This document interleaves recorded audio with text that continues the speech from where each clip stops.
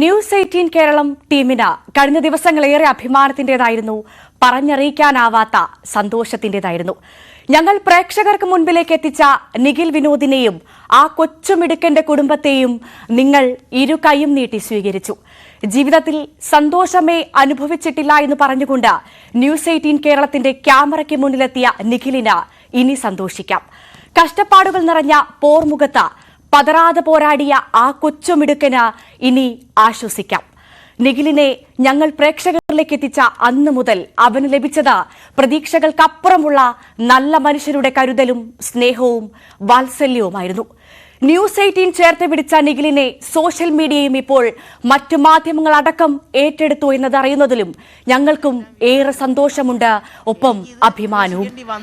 ഇനിയും ഞങ്ങളുടെ വാർത്തകളിൽ നിഖിൽ വിനോദിനെ പോലെ കരുതൽ ആവശ്യമുള്ളവർക്ക് പ്രഥമ സ്ഥാനമുണ്ടാകും. അത് ന്യൂസ് 18 പ്രേക്ഷകർക്ക് നൽകുന്ന ഉറപ്പാണ്.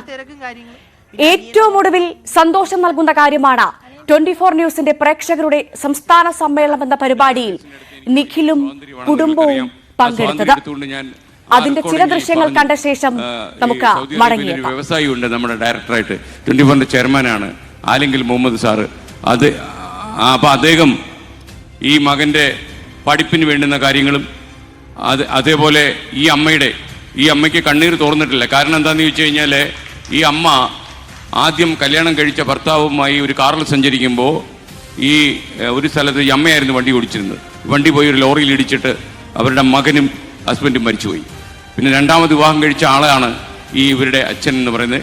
ആ മരിച്ചുപോയ മകൻ്റെ ഓർമ്മയ്ക്കായിട്ടാണ് ഇവന് നിഖിൽ എന്ന പേരിട്ടത്. അന്ന് മരിച്ചത് ഒരു നിഖിലായിരുന്നു.